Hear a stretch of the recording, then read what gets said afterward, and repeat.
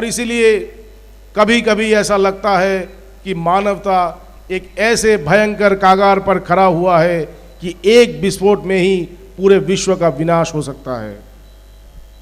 लेकिन इसके बारे में हमारे ऋषि क्या कहते हैं?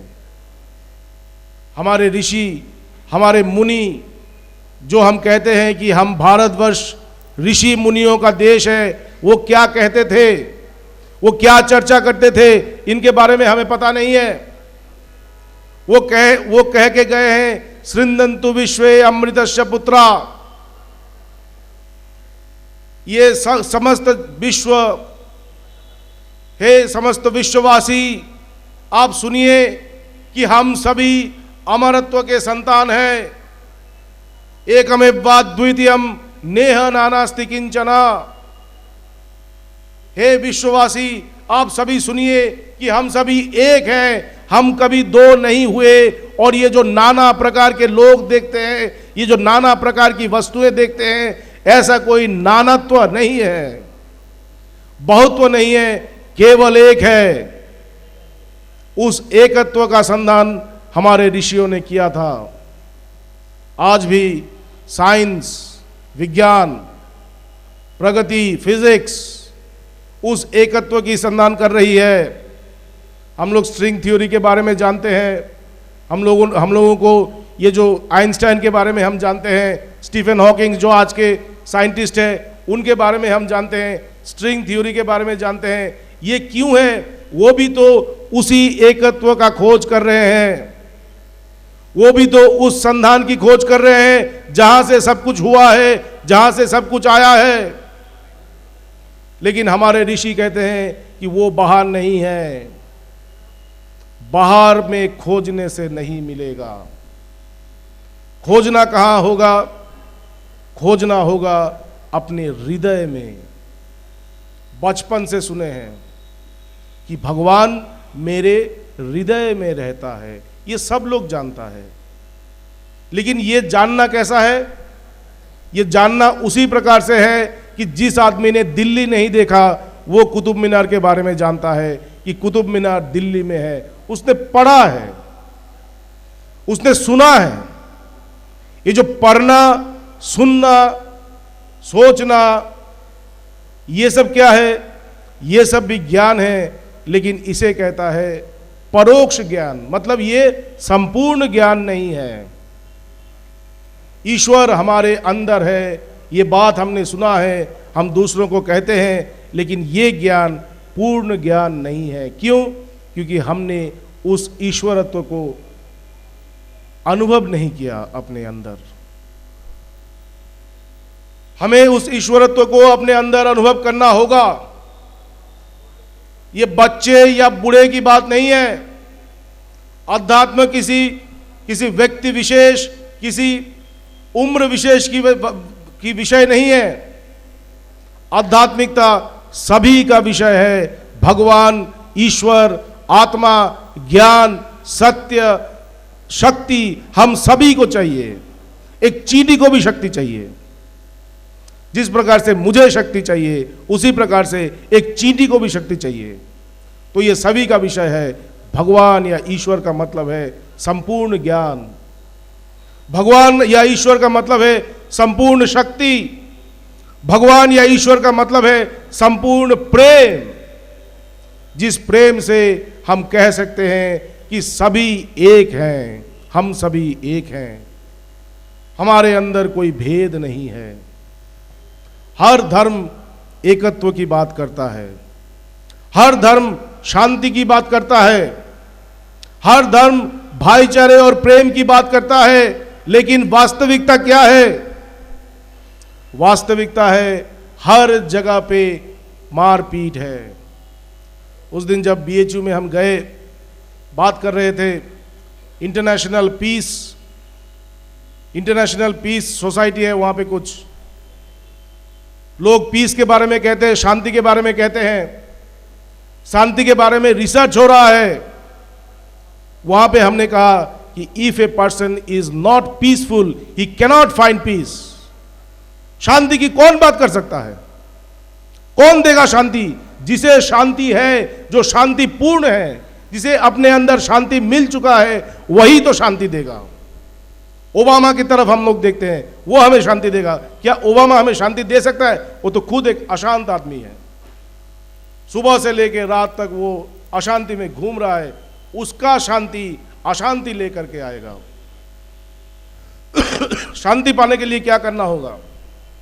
शांति पाने के लिए पहले शांतिपूर्ण होना होगा। तुम्हें अपने अंदर उस शांत समुद्र को खोजना होगा। हमारे वेदांत कहता है कि हमारे अंदर संपूर्ण शांति है, सुप्रीम साइलेंस है। उस सुप्रीम साइलेंस को अनुभव करना होगा। कैसे उस सुप्रीम शांति को अनुभव करें? गीता में, भगवत गीता जो श्री कृष्ण और अर्जुन का वार्तालाप है, उसमें अर्जुन अशांत है, भ्रमित है।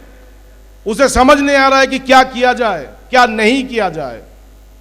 युद्ध के बारे में हमेशा कहता था, युद्ध करेंगे, कौरवों को मारेंगे, राज सिंहासन करेंगे। लेकिन जब युद्ध का समय आया तो सबसे ज्यादा डर उसी को लगा, सबसे ज्यादा भ्रमित वो खुद हो गया। लेकिन श्री कृष्ण जो शांत थे, समाहित थे, जिन्होंने हमेशा शांति की बात किया, युद्ध के समय वो भी शांत खड़े रहे। उन्होंने अर्जुन को उसी युद्ध भूमि में सर्वोत्तम सत्य की बात कहा, सर्वोत्तम ज्ञान की बात कहा। ज्ञान की बात कहते कहते उन्होंने कहा कि किसको ज्ञान मिल सकता है।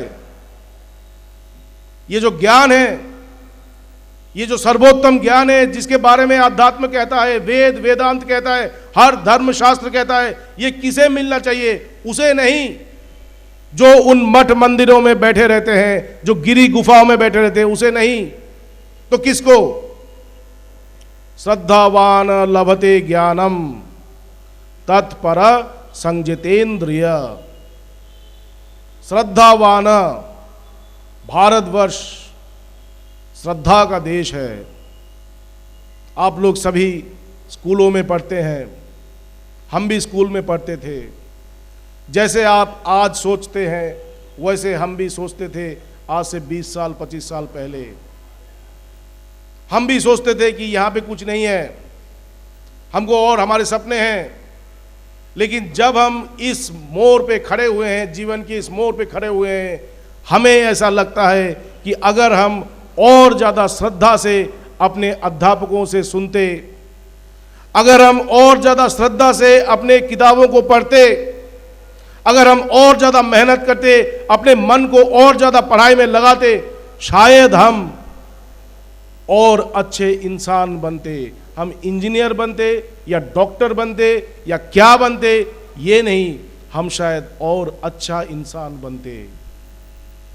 तो श्रद्धावान लभते ज्ञानम, हमेशा अपने अंदर श्रद्धा को रखिए, वही आपको सर्वोत्तम ज्ञान दिलाएगा। वो ज्ञान जो आपके अंदर है, आप जब पढ़ते हैं विज्ञान को, आप जब पढ़ते हैं गणित को, मैथ, साइंस, फिजिक्स, जब आप पढ़ते हैं, वो किताबों में नहीं लिखा हुआ है, वो आपके अंदर लिखा हुआ है, आपके अंदर में है। किताबें तो उस अंदर की ज्ञान को बाहर करने का एक माध्यम मात्र है, जरिया मात्र है। वो सब कुछ आपके अंदर है। कैसे मिलेगा? हमारे यहाँ पे एक बहुत बड़े ऋषि थे, उनका नाम था स्वामी विवेकानंद। वो किताब पढ़ते थे। कैसे? इस तरह से पन्ना उलटते थे, केवल पन्ना उलटते थे। लोगों को लगता था स्वामी जी ऐसे ही पन्ना उलट रहे हैं, उनको कुछ आता होता तो है नहीं, सन्यासी हैं, अंग्रेजी क्या समझेंगे वो। ये जो मोटा मोटा ब्रिटानिया के किताब है, उनको वो पढ़ रहे हैं इस तरह से, पन्ना उलट उलट के, जैसे हम लोग देखते हैं ना, ऐसे करके उस तरह से पन्ना उलट उलट के पढ़ रहे हैं। लोगों को ऐसा लग रहा है कि इनको कुछ समझ में नहीं आता। एक दिन किसी ने पूछ लिया, आप क्या करते हैं, आपको तो कुछ समझ में नहीं आता, आप केवल उसमें जो छवि लगा हुआ है, जो पिक्चर्स लगे हुए हैं, उसको देखते हैं। स्वामी जी कहें कि मैं सब कुछ पढ़ता हूं इसमें। यहां पे जो लिखा हुआ है, हर पेज में जो लिखा हुआ है, मैं उसको सबको पढ़ता हूं और सब मुझे याद है। उस आदमी को विश्वास नहीं हुआ, बोला ये संभव नहीं है, इस तरह से पढ़ा जाता है। एक पेज को पढ़ने के लिए कम से कम 5 मिनट का समय चाहिए, अब तो 1 सेकंड ऐसे उलट रहे हैं। बोले इसी में मैं पढ़ता हूं, इसी तरह मैं पढ़ता हूं। बोले कैसे? बोला मेरा मन शांत है, तुम्हारा मन चंचल है, तुमको 5 मिनट लगता है। मेरा मन शांत है, मैं केवल जब इसको देखता हूं, देखते ही मैं सब ये जो यहाँ पे जो है सब कुछ मेरे यहाँ अपने आप रिवील हो जाता है, खुल जाता है अंदर से। चाबी उसी तरह से खुल जाता है जैसे सब हमारे अंदर है। जैसे ही देखा अंदर का ज्ञान प्रकाशित हो गया। तो सर्वोत्तम ज्ञान या बड़ा ज्ञान पाने के लिए क्या करना होगा? शांत होना होगा, शांत होना होगा, कुछ समय बैठना होगा, रोज अभ्यास करना होगा, अभ्यास करना होगा। अर्जुन ने कहा ये जो मन है, उस मन को शांत करने का मतलब है कि हवा को अपने कब्जे में करना। कृष्ण जी कहते हैं असंशयं महाबाहो, ये संशय नहीं है। तुमने जो कहा इस बात में कोई संशय नहीं है कि मन को मना दुर्निग्रहम चलम अचलम, ये मन जो है इसको काबू में करना ये बहुत मुश्किल है। और ये मन अचल है, अचलम मतलब ये बहुत ही वो है, धोखाबाज है ये मन। लेकिन इसको अगर अभ्यास किया जाए, हमेशा अगर अभ्यास किया जाए और अंदर जो वैराग्य है, उस वैराग्य से ये मन काबू में आ जाता है। तो अभ्यास, रोज थोड़ा थोड़ा मन शांत करने का अभ्यास कीजिए, तभी आपको ये जो महान संदेश है ऋषियों का, ये समझ में आएगा। जैसे मैं स्कूलों में जाता हूँ, आप लोग जानते हैं कि हम लोग 5 मिनट ध्यान करते हैं। मैं 5 मिनट ध्यान करके फिर मैं अपने वार्ता को विराम दूंगा। चलिए हम सब लोग ध्यान करते हैं। कैसे ध्यान करेंगे?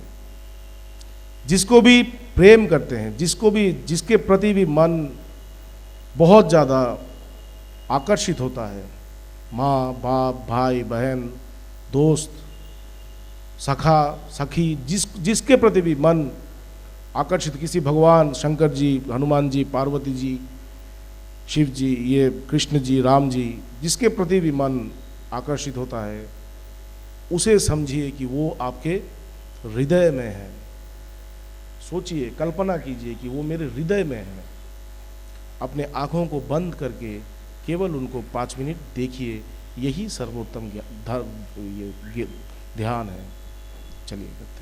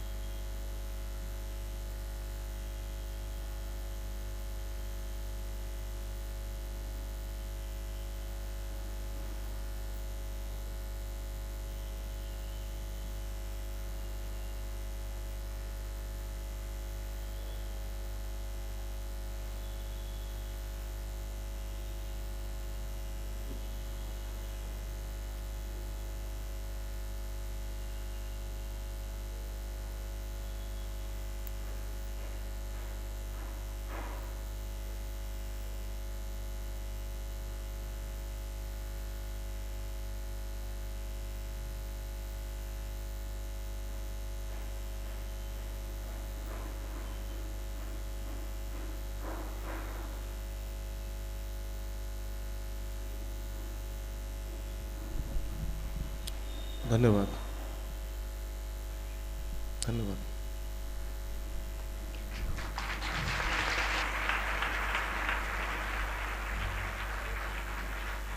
हेलो, धन्यवाद स्वामी जी।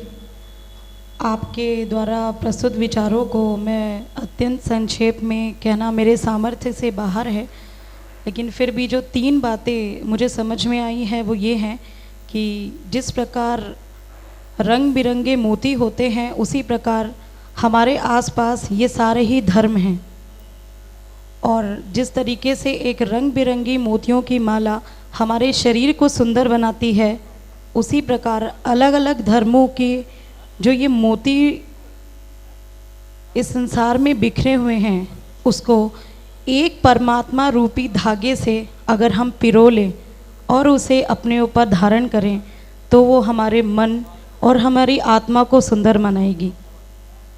तो आइए इस बिखरे हुए मोतियों को समेटें और उस एक परमात्मा रूपी दिव्य शक्ति के धागे से उन सारे ही मोतियों को समेट के एक सुंदर माला हम खुद भी पहने और दूसरों को भी पहनाएं। दूसरी बात कि आज हम एलियंस को ढूंढने जा रहे हैं, लेकिन हमारे अगल बगल जो इंसान हैं, उस वास्तविक इंसान की खोज शायद हम नहीं कर रहे हैं। तो आइए इस ध्यान के बाद हम सब एक दूसरे से प्रण लेते हैं, एक प्रतिज्ञा करते हैं कि सर्वप्रथम हम अपने आप की खोज करेंगे। धन्यवाद।